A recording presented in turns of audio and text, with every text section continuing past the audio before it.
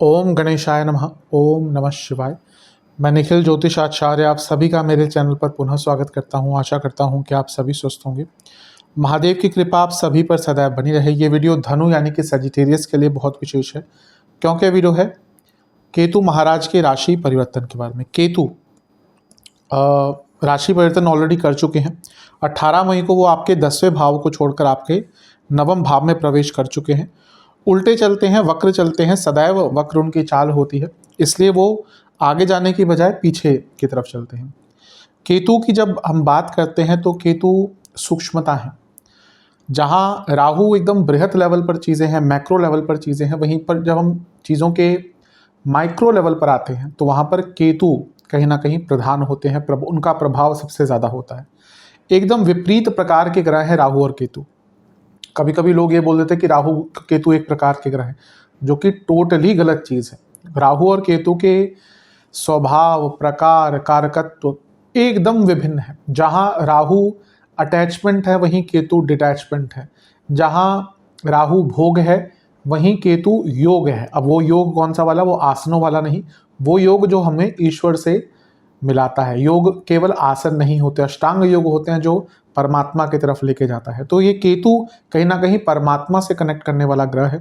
पर इसका मतलब ये नहीं कि वो भौतिक जीवन में या भौतिक जगत में उनका कोई मूल तत्व नहीं है। बिल्कुल गलत चीज़ है। आज के टाइम में, जैसा मैं जब राहु की वीडियो मैंने बनाई थी, मैंने कहा था बृहत लेवल पर इंटरनेट टेक्नोलॉजी वो राहु के अधीन है, पर उसमें सूक्ष्मता तक जाना वो केतु का काम है। इंटरनेट राहु के अधीन है, पर इंटरनेट ने काम कैसे करना है, क्या प्रोटोकॉल्स हैं, क्या अलग अलग चीज़ें हैं, किस प्रकार से सारी टेक्नोलॉजी में सूक्ष्मता तक हम जाएं, वो केतु है। एक गैजेट फ़ोन जो है वो बाहरी तौर पर राहु है, उसका यूज़, उसका इस्तेमाल राहु है, पर उसमें जो सॉफ्टवेयर है वो कैसे बने, वो कैसे काम करेंगे, वो कहीं ना कहीं केतु है। रिसर्च केतु है। किसी भी टॉपिक के गहनता तक जाना केतु का प्रभाव है। इसलिए ये कहना कि आज के टाइम में केवल राहु इम्पॉर्टेंट है, वो गलत है। केतु भी कहीं ना कहीं उतने ही इम्पॉर्टेंट ग्रह हैं। हाँ, अगर हम भौतिक लेवल पर धन देने की बात करें या भोग देने की बात करें तो केतु उस प्रकार से नहीं देते जिस प्रकार से राहु दे सकते हैं। राहु का तो फिर, जैसे मैं कई बार बताता हूँ, रातों रात व्यक्ति को राजा बना सकते हैं। पर यह भी मैं हमेशा कहता हूँ कि यूजुअली राहु के द्वारा दी गई सक्सेस मेंटेन नहीं होती। केतु दूसरी ओर आपको धीरे धीरे कर कर सक्सेस देंगे, पर वो ऐसी चीज़ें आपको देंगे, ऐसी चीज़ें सिखाएंगे, करवाएंगे, जिससे आप बहुत लॉन्ग टर्म उससे लाभान्वित हो सकते हैं। इसलिए केतु भी बहुत इम्पॉर्टेंट एक ग्रह माने गए हैं ज्योतिष में। केतु चेंज करवाते हैं। राहु तो परिस्थितियां बदलते हैं, केतु आपको चेंज करवाते हैं। केतु आपको अपनी मन की गहराइयों तक, अपने आत्मचिंतन को और प्रभावशाली प्रकार से करने के लिए मदद करते हैं। केतु एक जगह तो कांटा भी कहे गए हैं, शूल कहा गया है उनको, शूल की तरह चुभते हैं। वहीं उनको झंडे से भी उनका बोध किया गया है। अर्थ यह है कि केतु द्वारा जो कष्ट दिए जाते हैं, जो चीज़ें सिखाई जाती हैं, जो व्यक्ति उससे सीख कर समझ कर आगे बढ़ता है, वो अपने नाम का झंडा अवश्य बुलंद करता है। कभी कभी होता है कि व्यक्ति की केतु की दशा आ गई। केतु की दशा यूजुअली कभी कभी बहुत खतरनाक होती है। खतरनाक इन द सेंस व्यक्ति बंध जाता है, भौतिक रूप से कष्ट होते हैं, शारीरिक कष्ट होते हैं, पर बहुत कुछ सिखाने वाली होती है केतु की दशा। लोगों का बोध होता है, लोगों का ज्ञान होता है, स्किल्स आते हैं, और उसके बाद जो शुक्र की दशा आती है उसमें व्यक्ति बहुत कुछ लाभ प्राप्त करता है। वैसे ही केतु का गोचर भी इसी प्रकार से बहुत कुछ सिखाता है और लॉन्ग टर्म में आपको सक्सेस दिलाता है। केतु की कारकत्वों की बात करें तो अध्यात्म, मोक्ष, spirituality, chemistry, research, IT, computer languages, coding, software, Sadhana, occultism, ये सब केतु के ही अधीन है। ये गलत मिथ है, जैसा मैंने कहा, कि वो पैसा नहीं दे सकते हैं, पर उस इंटेंसिटी से और स्पीड से नहीं देते जैसे राहु या इवन शुक्र देते हैं। केतु जो है वो रियलाइजेशन के ग्रह हैं। तो जीवन के हर एरिया में, या कहिए जिन भावों पर उनका प्रभाव है, उन एरियाज में बहुत कुछ रियलाइज आपको करवाएंगे। उनकी दृष्टियां हैं दो, एक दृष्टि उनकी लग्न भाव पर ही होगी, एक दृष्टि उनकी पंचम भाव पर होगी। उनकी 5वीं और 9वीं दृष्टि होती है, तो इसका भी इम्पैक्ट रहेगा। और वो सूर्य की राशि में बैठे हैं तो थोड़ा बहुत सूर्य का तत्व भी उनके अंदर आएगा। तो इन सभी चीज़ों की विवेचना करेंगे। वीडियो आपके काम आ सके इसलिए मैंने इसको कुछ प्रमुख भागों में बांट लिया है। पॉजिटिव्स, नेगेटिव्स, सेहत और उपाय। यदि आपकी लग्न राशि या चंद्र राशि धनु है, दोनों ही गाइडेंस के लिए इस राशिफल को देख सकते हैं। समझाने का प्रयत्न कर सकता हूँ कि अलग अलग राशिफल नहीं बन सकते। जहाँ से आपको रिलेट करता है, सूट करता है, वहाँ से देखिए। व्यक्तिगत तौर पे मेरा मानना है कि लग्न राशि से देखेंगे तो अच्छा है। इनकेस नहीं पता तो चंद्र राशि से भी देख सकते हैं। और मैं हमेशा कहता हूँ राशिफल एक सामान्य विश्लेषण है, कोई आपकी पर्टिकुलर कुंडली का विश्लेषण नहीं है। अगर आप ज्योतिष को थोड़ा समझते हैं और ज्योतिष का सच में लाभ उठाना चाहते हैं, तो अगर आपको पता है कि आपकी लग्न राशि अलग है, चंद्र राशि अलग है, तो दोनों को ही ऑब्जर्व कर सकते हैं। पर ज़्यादा महत्वता मेरे हिसाब से लग्न राशि को ही देनी चाहिए। अगर एक ही देखना है तो लग्न राशि से देखेंगे तो ज़्यादा अच्छा रहेगा। तो शुरू करते हैं अत्यंत महत्वपूर्ण राशिफल का। शुरू करते हैं पॉजिटिव पॉइंट्स के साथ। सबसे पहले कहाँ पे आ रहे हैं केतु? नवम भाव में। अब नवम भाव के केतु ना यूजुअली व्यक्ति को अपना भाग्य खुद लिखने को कहते हैं, या उसको मौका देते हैं कि व्यक्ति अपना भाग्य खुद लिख पाए। केतु को हम उतना भाग्य कारक ग्रह नहीं कहते।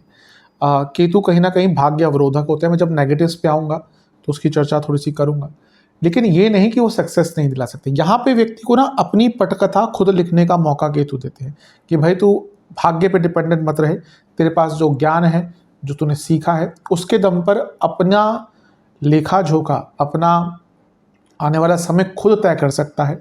ये केतु का प्रभाव आपके ऊपर हो सकता है। तो एक प्रकार से अपना भाग्य खुद लिखने का मौका प्राप्त होगा। अगला पॉइंट, दूसरा पॉइंट, नवम भाव में जो केतु है वो राजयोग बनाते हैं। मैं कई बार इस पॉइंट को बता चुका हूँ कि राहु और केतु अगर केंद्र त्रिकोण में है तो राजयोग का प्रभाव देते, तो ये लक्ष्मी स्थान भी है, तो एक प्रकार से अच्छा एक राजयोग भी केतु आपको देंगे। अगला पॉइंट, तीसरा पॉइंट, केतु क्या है? ज्ञान है, नॉलेज है, स्किल्स हैं, सूक्ष्मता है और किसी भी टॉपिक की अंडरस्टैंडिंग है, वो केतु है।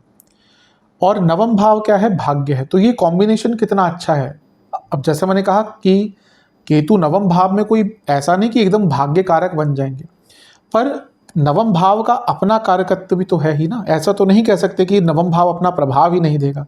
तो जब स्किल्स मिल गए, भले ही केतु अपने आप भाग्य कारक नहीं है, लेकिन जब skills, understanding, knowledge, deep research, इन सब का प्रभाव नवम भाव पर भी आ गया, यानी कि it's a combination of success प्राप्त होगी। चौथा भाव, इष्ट पूजन। जो भी आपके इष्ट हैं उनकी यहाँ पे आराधना कीजिए।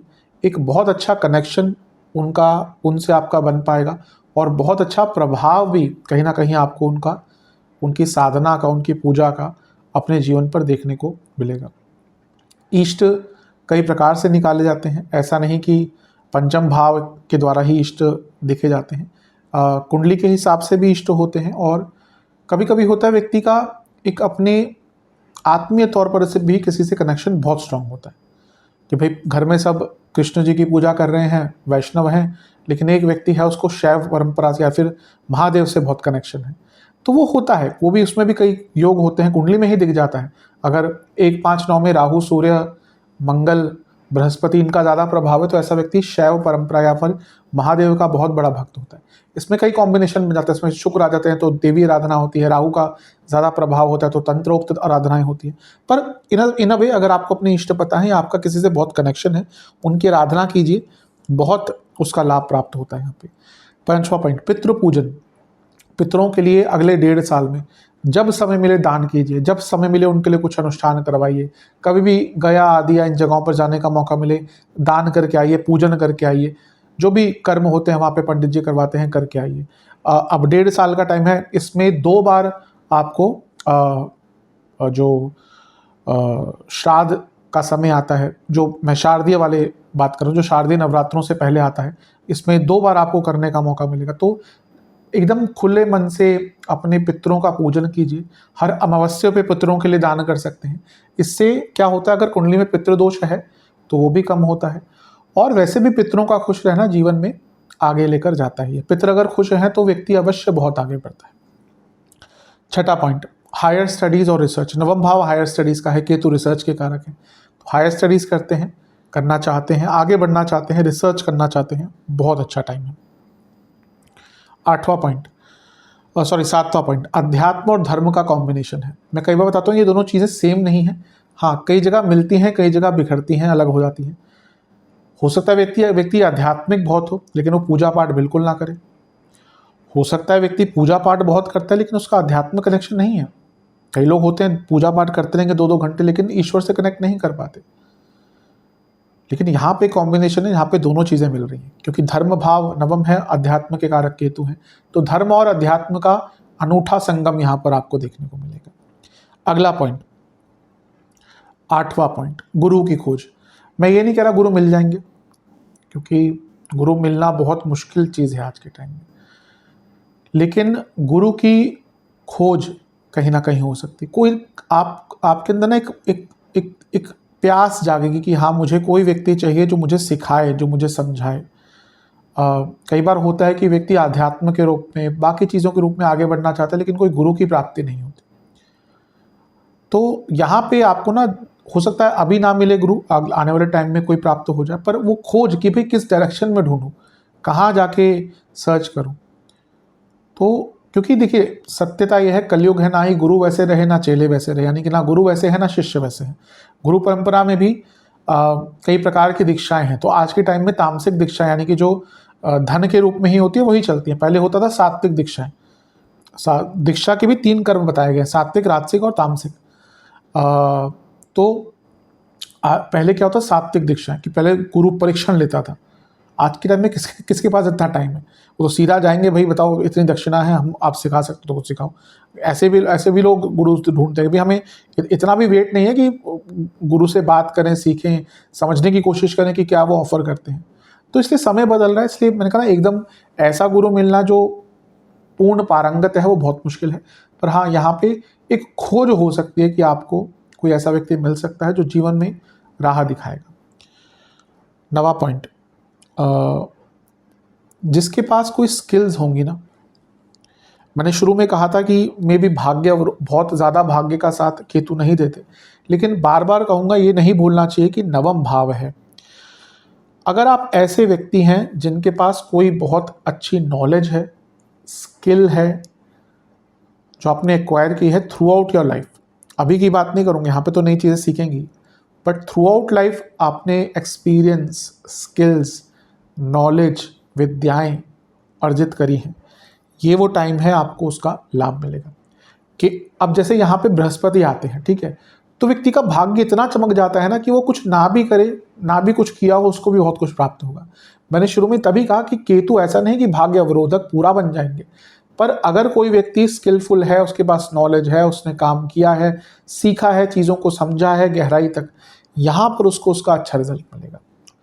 लेट्स से आपने बहुत कुछ सीखा हुआ है पर वो काम कभी नहीं आ रहा, लेकिन ऐसा नहीं होता कि विद्या कभी काम नहीं आती। यहाँ वो समय है जब आपने जो चीज़ें सीखी हुई हैं उसका आपको लाभ उठाने को मिलेगा। 11वां पॉइंट, आपको रिलीजियस काम के लिए बहुत कुछ डोनेट करने का मौका मिलेगा। आप देखेंगे कि कई बार आपके सामने चीज़ें आ जाएंगी जो रिलीजियस चीज़ों से जुड़ी होंगी और उसमें आपको डोनेट करने का अवसर प्राप्त होगा। 12वां पॉइंट, आपको ख्याति मिलेगी अपने स्किल्स के लिए। आप देखेंगे आपको अपनी नॉलेज, अपने स्किल्स के लिए बहुत ख्याति प्राप्त होगी। फिर से मैं पुनः आ रहा हूँ कि किसी व्यक्ति को नहीं, पर अगर आप कोई स्किलफुल व्यक्ति हैं, स्किल क्या होता है, कोई पर्टिकुलर चीज़ में एकदम पारंगत होना, उसकी गहराइयों को समझना। हर चीज़ जिसमें टेक्निक इन्वॉल्व है, नॉलेज का कॉम्बिनेशन है और रिजल्ट गिविंग है, वो स्किल है। खाना बनाना, अच्छा खाना, एक होता है कि आप वही चाय बना रहे हैं, क्या वो स्किल्स है? नहीं, मेरे ख्याल से इतनी बड़ी स्किल नहीं है, पर आप एकदम बहुत अच्छा खाना बना सकते हैं, अलग अलग कुजीन का खाना बना सकते हैं। अगर आप अब एक नॉर्मल आप सुई धागा करके बटन लगाते हैं, क्या वो पर्टिकुलर स्किल में आएगा? नहीं। लेकिन अगर आपको टेलरिंग आती है, अगर आपको अच्छे अच्छे कपड़े सिलने आते हैं, तो वो स्किल्स में आता है। तो अगर आपके पास कोई भी स्किल है ना, उसके दम पर अपनी नई पहचान बनाना, अलग पहचान बनाना, बहुत अच्छा उसका योग है। चलते हैं अगले पॉइंट की तरफ, 13वें पॉइंट की तरफ। नवम भाव में जब केतु हैं, ये आपको होली प्लेसेस यानी कि धार्मिक स्थलों पर लेके जाएगी, पर लंबे टाइम तक लेके जाएगी, यानी कि आपको वहाँ पे रहने का भी अवसर प्राप्त होगा। और नॉलेजेबल पीपल यानी कि जो साधु लोग होते हैं, उत्तम लोग होते हैं, ज्ञानी लोग होते हैं, उनके साथ आपको बैठने का, सीखने का मौका मिलेगा। मैं हमेशा लोगों को कहता हूँ कि जाइए, काशी जाइए। आपको ना काशी में इतनी चीज़ें हैं सीखने को। अब खैर चीज़ें बहुत बदल चुकी हैं। अब जो ग्रोथ के नाम पर जो चीज़ें वहाँ पे हुई हैं, खैर सबका अपना मत हो सकता है, पर थोड़ा सा जो रंग काशी का था वो कह सकते हैं कि कम हुआ है, लेकिन फिर भी आप जाइए इन जगहों पर, लोगों से बातचीत कीजिए जो वहाँ पे साधु हैं। बाकी बहुत चीज़ें आपको देखने को मिलेंगी। पर मैं केवल काशी की बात नहीं कर रहा, हमारे देश में कई तीर्थ स्थल है, वहाँ पे जाके जो वहाँ पे ज्ञानी लोग हैं उनसे बात करने की कोशिश कीजिए। जीवन में बहुत सार्थकता और सकारात्मकता आती है, तो यहाँ पे आपको वो करने का अवसर प्राप्त होगा। मैंने कहा ना, गुरु की खोज यहाँ पे स्टार्ट होगी, तो ऐसा नहीं कि एकदम ही बैठे बिठाए मिल जाएंगे, थोड़ा सा मेहनत करनी पड़ती है उसके लिए। 14 पॉइंट, अगला पॉइंट, हाँ, ये एक स्पेशल चीज़ है जो मैंने थोड़ा सा ऑब्जर्व किया है कि नवम में अगर केतु होते हैं, व्यक्ति को विदेश में ख्याति ज़्यादा मिलती है, या विदेश संबंधित कामों में। तो आप किसी एमएनसी में काम करते हैं तो ख्याति मिल सकती है, या फिर आप कुछ ऐसा करते हैं जिसमें विदेश में आपको ज़्यादा नाम आपका बन सकता है। अगला पॉइंट, 15वां पॉइंट, मंत्र साधना। पंचम भाव मंत्र साधना का है। पंचम से पंचम भी कहीं ना कहीं पर्टिकुलर देवी देवता का मंत्र साधना दिखाती है। यहाँ पे कभी कभी होता है पंचम भाव जो होता है उसमें व्यक्ति को थोड़ा सा क्लैरिटी की कमी हो जाती है, क्या साधना करूँ। पंचम से पंचम आपको ना क्लैरिटी आ जाएगी कि हाँ भैया, मुझे दुर्गा जी की आराधना करनी है, मुझे चामुंडा जी की करनी है, मुझे नरसिंह देवता की करनी है। तो वो एक आइडिया यहाँ पे आता है कि अपने देवी देवता के मंत्रों की साधना करने का अवसर प्राप्त होगा। मैं हमेशा कहता हूँ कि अगर आप दीक्षित नहीं हैं, जो बड़े मंत्र होते हैं, तंत्रोक्त मंत्र होते हैं, मत कीजिए। अगर देवी देवताओं की साधना करनी है, उनके नाम मंत्रों की कीजिए, गायत्री मंत्रों की कीजिए, तंत्रोक्त मंत्रों की मत कीजिए। कई ऐसे मंत्र होते हैं जिसमें बहुत कुछ करना पड़ता है, तब जाके आप उनको स्टार्ट कर सकते हैं। तो अगर आपको किसी भी देवी देवता की आराधना करनी है तो उनकी जो सरल मंत्र हैं, नाम मंत्र हैं, गायत्री मंत्र हैं, उनका कर सकते हैं। अगला पॉइंट, 16वां पॉइंट, कुंडली में कई प्रकार के अरिष्ट दोष होते हैं, तो उन अरिष्ट दोषों के उपाय के लिए यहाँ पे आप पूजन करवाइए। अगर आपको पता है कौन सा दोष है कुंडली में, तो उनके उपाय यहाँ पे पूजन आदि कराएंगे तो उसका प्रभाव एकदम मिल जाता है। लत से आपकी कुंडली में अरिष्ट दोष है, दरिद्र दोष है, पितृ दोष है, जो मैंने कहा, सर्प दोष है, अमावस्या दोष है, कई ग्रहण दोष है, तो कुंडली में कई प्रकार के दोष होते हैं। तो उनको जान के उनके उपाय कराने के लिए कहीं ना कहीं बहुत अच्छा ये समय आपको मिलेगा, या फिर बहुत अच्छा 18 महीने का टाइम है, आप अपनी कुंडली के दोषों के उपाय करवाइए। जो अधिकतम सफलतम लोग होते हैं ना, वो अवश्य अपनी कुंडलियों के रेगुलर उपाय कराते रहते हैं। कई लोग जो इसी उसमें निकल जाते हैं ना कि कुछ नहीं होता ज्योतिष, कुछ नहीं होता। मैं इसलिए कह रहा हूँ कि मैं जानता हूँ, मैं लोगों को हर तबके के लोगों से बात करने का अवसर मिलता है, तो मैं जानता हूँ जो लोग बहुत सफल है ना, उनके वो अपने लिए उपाय करवाते रहते हैं, वो ढिंढोरा नहीं पीटते, और वो बहुत विश्वास के साथ आते हैं। किसी भी ज्योतिष मेरे पास आए, किसी के पास भी आए कि हाँ आपने बोला तो मैं करूँगा। तो मैं हमेशा कहता हूँ ना, ये ज्योतिष और ये सारी चीज़ें बहुत विश्वास की चीज़ें हैं। तो यहाँ पे कोई भी आपकी कुंडली में दोष आदि है, उसका उपाय करवाइए, जिससे भी आपको लगता है पूजा पाठ करवाइए, अवश्य उसके लाभ मिलेंगे। और मैं हमेशा कहता हूँ, उपाय जो आजकल की डेट में चल रहे हैं कि भाई कुछ भी करना शुरू कर दिया, किसी नक्षत्र के नाम से आपको लग रहा है कि नाम लेके हेल्थ ठीक हो जाएगी, या फिर हरे पेन से अपने हाथ में लिखकर, वो उपाय नहीं होते।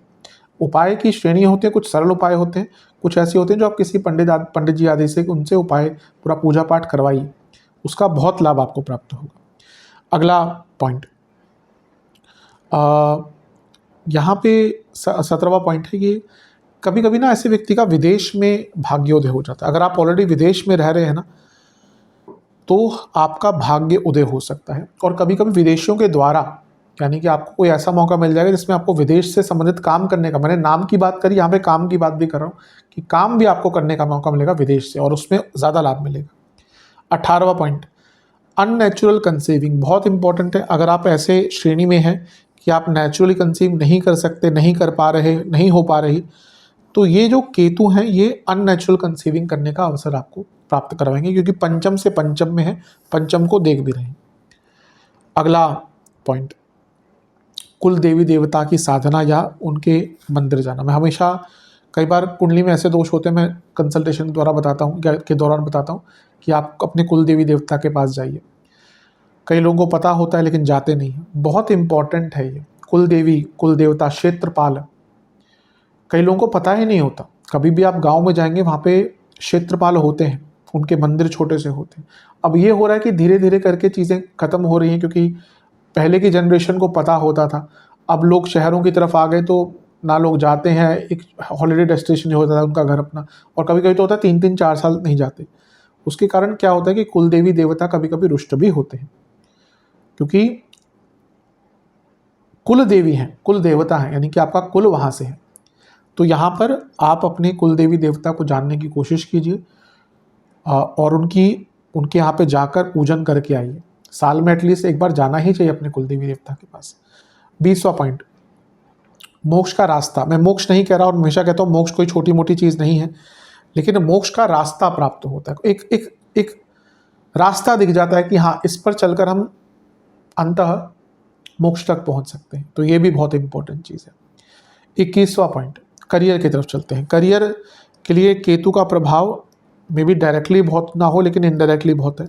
सबसे पहले तो 10वें भाव से 12वें में क्योंकि बैठे हैं, तो ये चेंज दिखाता है। ट्रांसफर्स के योग बन सकते हैं, आपके डिपार्टमेंटल ट्रांसफ़र हो सकते हैं, और यहाँ पे आपको नई चीज़ों को ट्राई करने का अवसर भी प्राप्त होगा। उनकी एक दृष्टि लग्न पर है, जो एक प्रकार से 10वें से 4था भाव है, यानी कि आपको अपनी बातों को एक्सप्रेस करने का मौका मिलेगा। आप बहुत अथॉरिटी से और नॉलेज के साथ अपनी ओपिनियंस को यहाँ पर शेयर कर पाएंगे, जो अच्छा है। उनका एक प्रभाव पंचम पर है दृष्टि द्वारा, तो ये क्रिएटिविटी और नॉलेज और इसके साथ ही स्किल्स का कॉम्बिनेशन, यानी कि आप इन सब चीज़ों का उपयोग कर कर क्रिएटिविटी के साथ अपने कार्य क्षेत्र में आगे बढ़ सकते हैं। बहुत अच्छा है। और ये पंचम नवम का जो कॉम्बिनेशन है, पंचम नवम कैसे, नवम भाव में बैठे हैं और पंचम को देख रहे हैं। अब ये क्या है, 10वें से 12वां भाव, और ये पंचम भाव 10वें से 8वां, ये बिग चेंज दिखाते हैं। पहला तो पंचम नवम का भाव स्किल्स अपग्रेडेशन भी दिखाता है, और अगर आप जॉब चेंज का विचार कर रहे थे तो आपको हो सकता है कोई बहुत मुश्किल जॉब मिले, यानी कि उसमें आपका रिक्वायरमेंट, आपका मेहनत बहुत ज़्यादा होगी, लेकिन वो ऐसी कोई जॉब मिलेगी जो आपको बहुत आगे लेकर जा सकती है। तो ये बहुत अच्छा एक पॉइंट दिख रहा है। और इसके साथ ही breakthrough moment in career भी हो सकता है, यानी कि कुछ हो सकता है डिपार्टमेंट ही आपको ऐसा मिल जाए जो फिर आपको आगे ही आगे अपने कार्यक्षेत्र में लेके जाए। तो ये सारी अच्छी चीज़ें हैं। कौन कौन से areas, law, foreign relation, MNC में काम करते हैं, टीचिंग, फोर्सेस से जुड़ा कार्य करते हैं, ट्रांसपोर्ट ट्रैवल इंडस्ट्री में है, कम्युनिकेशन संबंधित काम है, मार्केटिंग, सेल्स, आर्टिस्टिक फील्ड में है, पब्लिशिंग, एंटरटेनमेंट फील्ड में है, आईटी फील्ड में है, रिसर्च फील्ड में है, सॉफ्टवेयर फील्ड में है। इन सारे ही एरियाज़ में आपको आगे बढ़ने का मौका मिलेगा। बिजनेस की तरफ चलते हैं। बिजनेस की जहाँ तक बात करें तो वो सप्तम से तीसरे में है। ये क्लियर इंडिकेशन है कि आपको अपने कार्यशैली में बदलाव करना पड़ेगा, नई स्किल्स इंट्रोड्यूस कीजिए बिजनेस में, और आपकी विलिंगनेस टू चेंज वो भी बढ़ने वाला है। एक व्यक्ति के अंदर विलिंगनेस होती है ना कि हाँ मुझे चेंज करना है, तो कहीं ना कहीं से रास्ता मिल ही जाता है, वो ढूंढ ही लेता है। एक ऐसा व्यक्ति जिसको चेंज करना ही नहीं है, वो फिर बहाने ढूंढेगा। तो ये अच्छा है। कम्युनिकेशन बेटर होगी, नई स्टार्ट करने का मौका मिलेगा, कई नए काम करने का आपको अवसर प्राप्त होगा। और क्योंकि उनकी एक दृष्टि लग्न पर है जो 7वें से सप्तम है, सप्तम से सप्तम है, यानी कि आपको अपने बिजनेस के मार्केटिंग पर काम करने का अवसर मिलेगा, नई मार्केट्स आप एक्सप्लोर कर पाएंगे, नए एरियाज एक्सप्लोर कर पाएंगे। उनकी एक दृष्टि पंचम पर भी है जो सप्तम से 11वां है। ये भी कहीं ना कहीं यही दिखा रहा है कि आपको बड़े बड़े चेंजेस और जैसे मैंने कहा नया एरिया, नया मार्केट एक्सप्लोर करने का अवसर प्राप्त होगा। नवम भाव देखिए नॉलेज का है, स्किल्स का है, और केतु का प्रभाव है। और नवम भाव जो है वो एक प्रकार से परमानेंसी की तरफ भी लेकर जाता है। तो आप देखेंगे कि बिजनेस में आपको बहुत परमानेंसी भी लाने का अवसर प्राप्त होगा। और ये दोनों ही भाव सप्तम से उपचय भाव हैं, तो अपने बिजनेस को आगे लेके जाने का भी अवसर यहाँ पर आपको प्राप्त होगा। तो बिजनेस के लिए बहुत अच्छा इम्पैक्ट है। कौन कौन से बिजनेसेस यहाँ पे राइज करेंगे?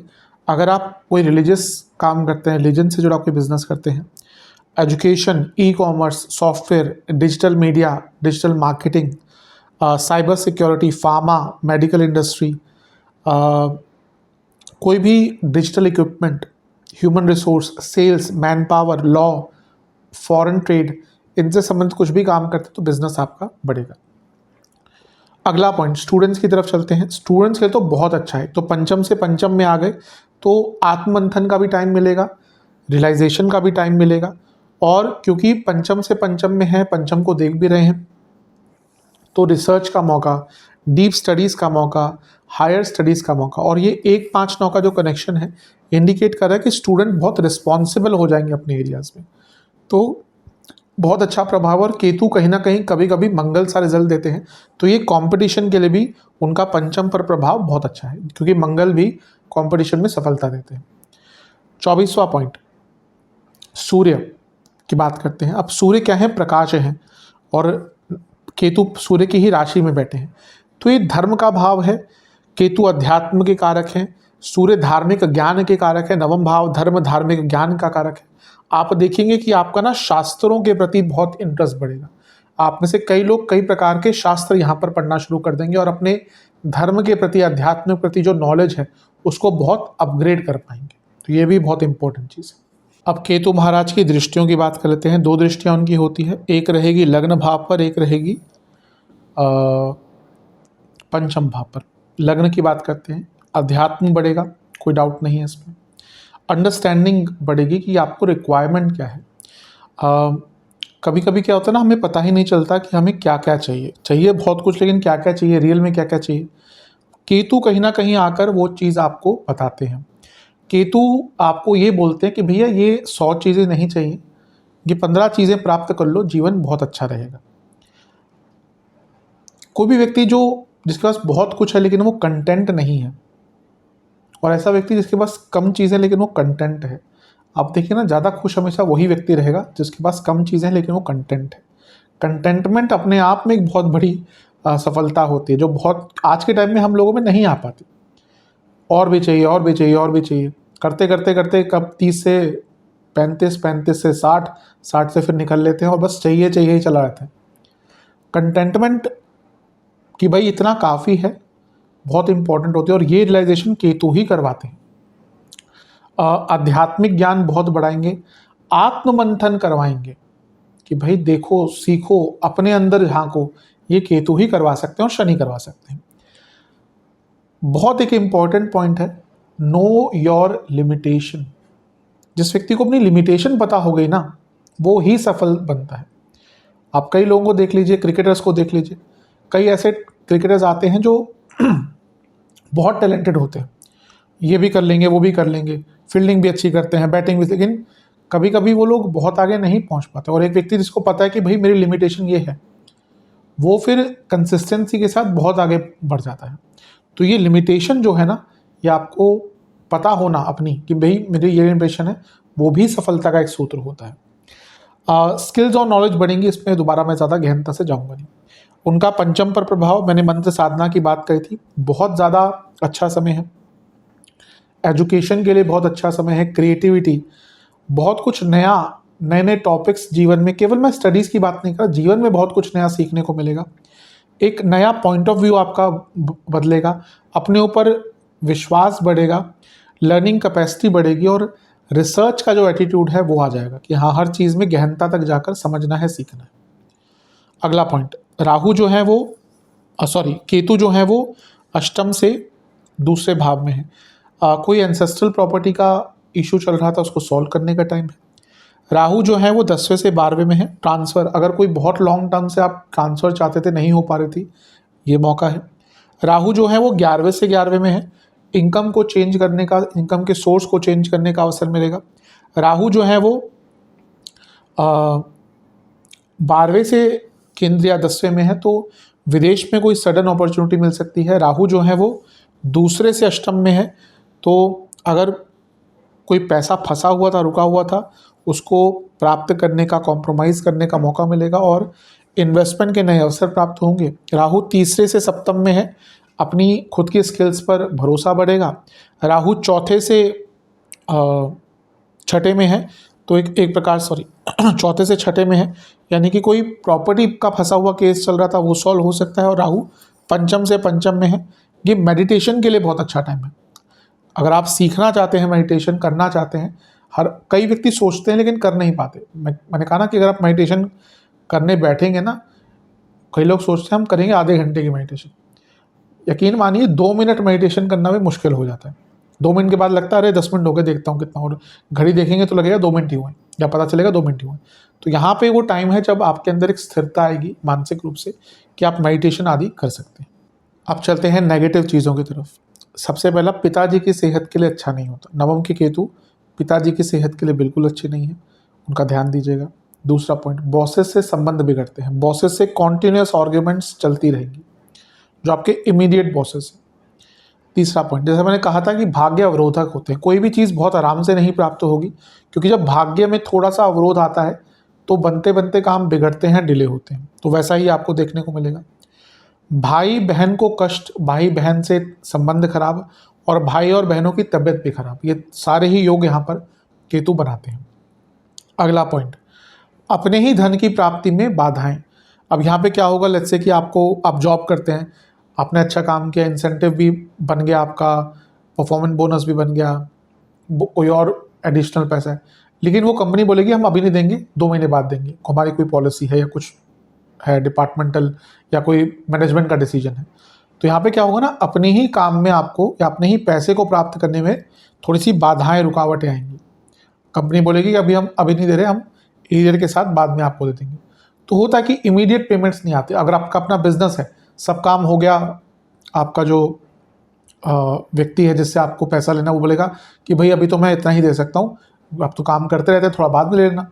कभी कभी जो बिजनेस करते हैं उनको ये चीज़ें भी करनी पड़ती है। अगर आप रेगुलर किसी से काम करते हैं तो पेमेंट्स में इशू आ जाते हैं, पेमेंट्स में डिले आ जाते हैं, तो संभालना पड़ता है, क्योंकि रेगुलर काम करना है आगे भी। तो इस प्रकार की चीज़ें हो सकती हैं। छठा पॉइंट, अगला पॉइंट, सेहत बहुत खराब रहेगी, निरंतरता के साथ सेहत खराब रहेगी। लग्न पर केतु का प्रभाव है, निरंतरता से सेहत खराब रहेगी। अगला पॉइंट, वैराग्य बहुत उत्पन्न होता है। अभी देखिए मैंने कहा ना ये केतु का वीडियो खत्म हो रहा है, फिर आई थिंक मासिक बनाऊंगा, उसके बाद मैं प्रयास करूंगा कि सारे ग्रहों का मिलकर एक, जो सारे ग्रह मतलब 4 जो बड़े ग्रह हैं, तो भी शनि केतु का लग्न को देखना बहुत वैराग्य उत्पन्न कर देगा। केतु ही अभी की बात करते हैं तो बहुत व्यक्ति के अंदर वैराग्य आ जाता है और फिर उसका भौतिक चीज़ों से ध्यान भटकना शुरू हो जाता है। अगला पॉइंट, अपने घर वालों से संबंध बिगड़ते हैं, पिता से संबंध बिगड़ते हैं। अगला पॉइंट, केतु नवम में है, पंचम में है, चिंताग्रस्त व्यक्ति किसी ना किसी चिंता में ही खोए रहता है। अगला पॉइंट, बहुत ओवर थिंकिंग। चिंता और ओवर थिंकिंग ये डेडली कॉम्बिनेशन है, और वो भी धनु वालों को, जो एंग्जाइटी के, जैसे मैंने कहा ना, उनके पास कॉपीराइट है एंग्जाइटी का। तो इसके कारण होगा क्या ना, कभी कभी आप उन चीज़ों में इतना डीप उतर जाएंगे ना जिसका कोई लेना देना ही नहीं है आपके जीवन से। कुछ देख लिया, किसी का बुरा हुआ, फिर वो चीज़ अपने आप ही अपने ऊपर अप्लाई कर ली कि भाई मेरे साथ भी ऐसा हो जाएगा। तो ये आपको ना मानसिक रूप से बहुत तंग करेगा। कंसीविंग में प्रॉब्लम, अब मैंने जब पॉजिटिव बताया था, मैंने कहा अगर आप अननेचुरल कंसीविंग चाहते हैं अच्छा है, पर अगर आप यंग हैं, कोई ऐसा इशू नहीं है, तो आप देखेंगे कंसीविंग में दिक्कत आएगी, एकदम आराम से कंसीविंग नहीं हो पाएगी। जो इनफर्टाइल कपल है उनके लिए बहुत अच्छा है, लेकिन अगर आप फर्टाइल है, कोई ऐसा डॉक्टर भी कहते हैं कि भाई कोई इशू नहीं है, एज भी ज़्यादा नहीं है, तो आप देखेंगे एकदम कंसीविंग नहीं हो पाएगी, थोड़ा सा प्रॉब्लम रहेगी। संतान की सेहत और संतान से संबंध दोनों के लिए अच्छा नहीं है, उनका पंचम पर प्रभाव दोनों के लिए अच्छा नहीं। संतान से संबंध भी बिगड़ेंगे, उनकी सेहत के लिए भी खराब है। लव लाइफ में बहुत प्रॉब्लम, पंचम पर केतु का प्रभाव, लव लाइफ में बहुत दिक्कतें आएंगी। मैरिड लाइफ में भी देखिए तो communication gap, arrogance, attitude, arguments बहुत बढ़ जाएंगे। सप्तम से सप्तम को देख रहे हैं, आपको ना ये रियलाइज़ होगा कि शायद मेरी मैरिड लाइफ में पूर्णता की कमी है, कुछ बहुत कमी है मेरी मैरिड लाइफ में। कई बार होता है कि कुछ टाइम बाद रियलाइज़ होता है कि हाँ, जैसा आपने सोचा था वैसा नहीं हो रहा है, तो फिर एक वैक्यूम क्रिएट होना शुरू होता है और वो मैरिड लाइफ के लिए अच्छा नहीं होता। अगला पॉइंट, आप बहुत ज़्यादा पास्ट के बारे में सोचना शुरू कर देंगे कि तब ये कर लिया होता, तब वो कर लिया, और जो व्यक्ति अपने अतीत में बहुत चले जाता है ना, वो फिर परेशान ही होता है।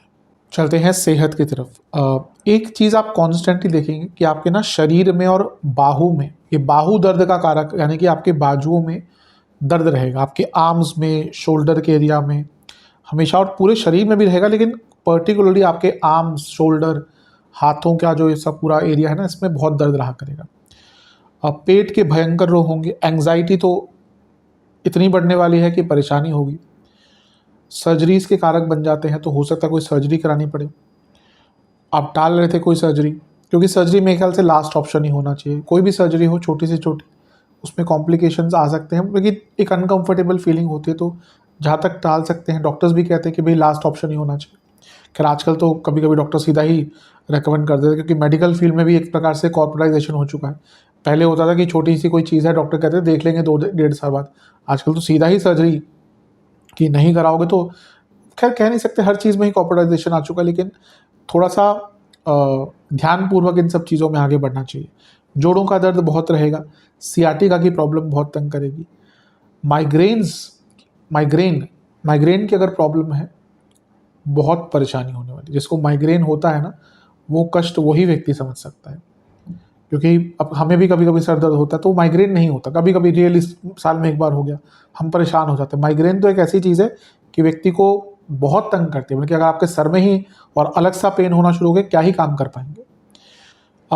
मानसिक रोग भी यहाँ पर तंग कर सकते हैं। केतु यूजुअली ओसीडी की प्रॉब्लम लाते हैं, तो जिनको ऑलरेडी वह दिक्कत है तो बढ़ेगी, और यहाँ पे डायग्नोसिस भी हो सकता है सर। कई लोगों को होता है ओसीडी का प्रॉब्लम, लेकिन उनको समझ ही नहीं आता कि क्या कर रहे हैं।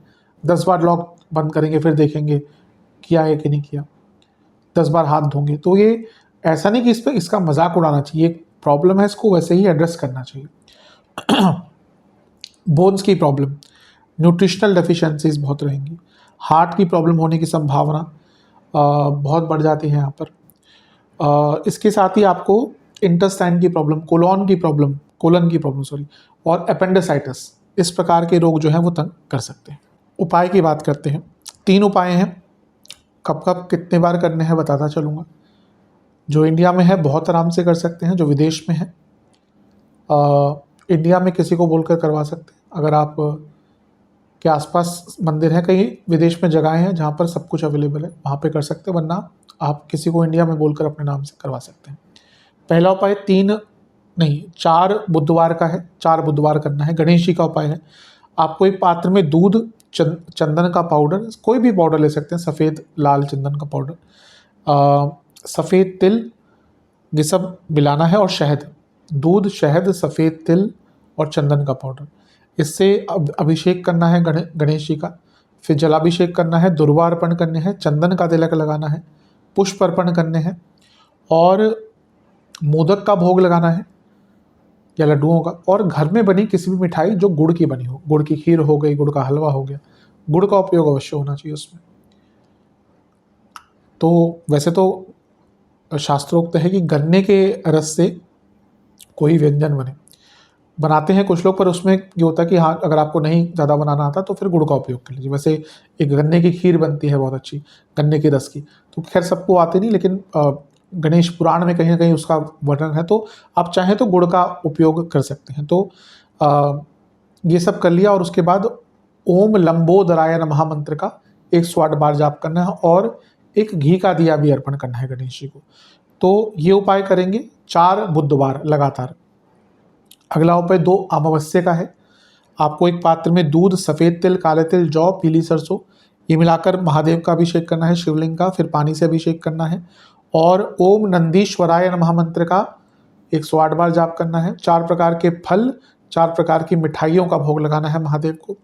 और अगला उपाय 2 पूर्णिमा का है, आपको गुड़, चावल और तिल के तेल का दान करना है मंदिर में 2 पूर्णिमा को। कितना करना है आपके सक्षमता और इच्छा के ऊपर है। आशा करता हूँ कि वीडियो काम आएगी। चैनल पे नए हैं, सब्सक्राइब कीजिए, वीडियो को लाइक कीजिए। मिलता हूँ आप सभी से अगली वीडियो में, तब तक के लिए ओम नमः शिवाय।